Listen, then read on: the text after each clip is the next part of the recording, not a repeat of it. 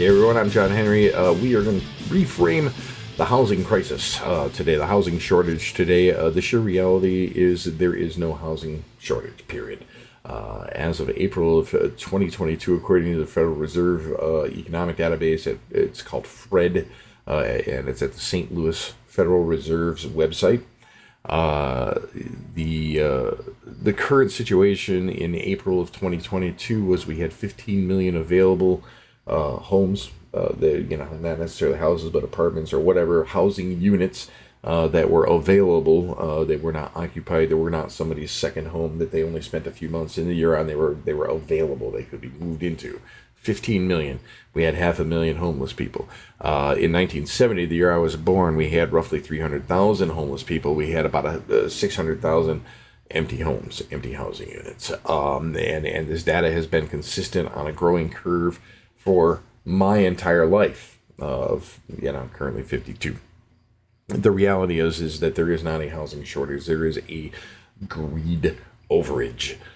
These construction companies chase the hot housing market and build for the top 30% or so, the people who are going to be able to buy the homes and have the money to do it. They build for the top 30% or so. They pull people out of higher priced areas like Silicon Valley into Salt Lake City or Raleigh-Durham with the appeal of cheaper prices, when in reality those cheaper prices are actually inflated 15, 20, 30, 40% over what the market was before they started this crap. They drive the prices up and then they plateau and then they split and they start, whatever they couldn't get rid of, they start trading back and forth between each other, generating loans. It all looks like profit on paper, but in reality, it's all wasted resources. And in the meantime, we still have 500,000 people on the streets. We really need to reframe how we think about these critical issues: housing, food, medical care, education. We are in the middle of reprioritizing culturally worldwide some of these questions. And one of the things I really think that we need to look at as consumers of media, as consumers of news media, political media, and so on and so forth, when we see these questions of there's a housing shortage, well, there's not a housing shortage. There is manifestly not a housing shortage when you have 15 times as many houses, or when you have 30 times as many empty houses as you have people. That is manifestly not a housing shortage. That is a ridiculous waste of resources is what that is. And yes, you're going to have a few million empty houses in a healthy situation to accommodate emerging, people get divorces, kids grow up and leave the home, etc., etc. I get all of that. All of those considerations have gone into this conversation. All of those considerations go into the Federal Reserve's numbers, too. Like I said, these aren't second homes. These aren't homes that aren't occupiable for some reason. They may not be homes necessarily. They may be apartments or whatever. But they are livable places that are not being lived in. And there are 15 million of them. There are 500,000 people on the streets, and that's wrong. That reflects a badly misaligned set of priorities in this country. There should not be involuntary homelessness in a country where there are 30 times as many empty places to live as there are people who need them. Okay, and that's to say nothing of the couple million more people who are housing insecure like I am.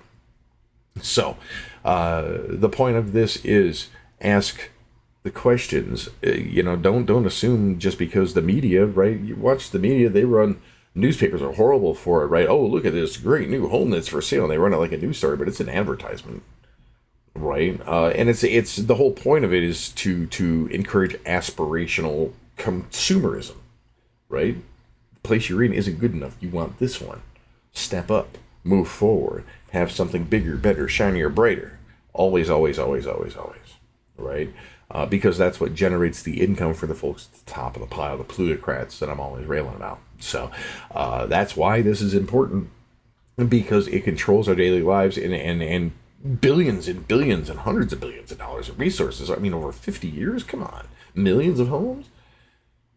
Oh, well, how much have we wasted? How much copper's gone into that? How much wood has gone into that? How much gypsum, how much sheetrock has gone into it? How much labor has gone into it? And how much of that is wasted, or at the very, very least, radically misallocated by way of motivation to profit? It has to be fixed. And we have the tools at hand to do it. We're just reluctant to use them because that's socialism, that's communism. But there's literally no reason in the world why the federal government could not step forward right now, buy 2 million homes, offer fair market value, and take them under eminent domain. There's nothing that the owners could do about it as long as the government can make a case that they need them and that they're being fairly compensated. And frankly, I think that's part of the reason why they keep running prices up. So when the fair compensation comes along, some people can make out like a bandit on, the government handing out money. But anyway, I don't want to get too far down a trail with that. These are supposed to be short videos. The point is, there is no housing crisis. There is a greed surplus. There is a greed surplus. There is a surplusage in this country of greed and venality and commercialism and consumerism and plutocracy.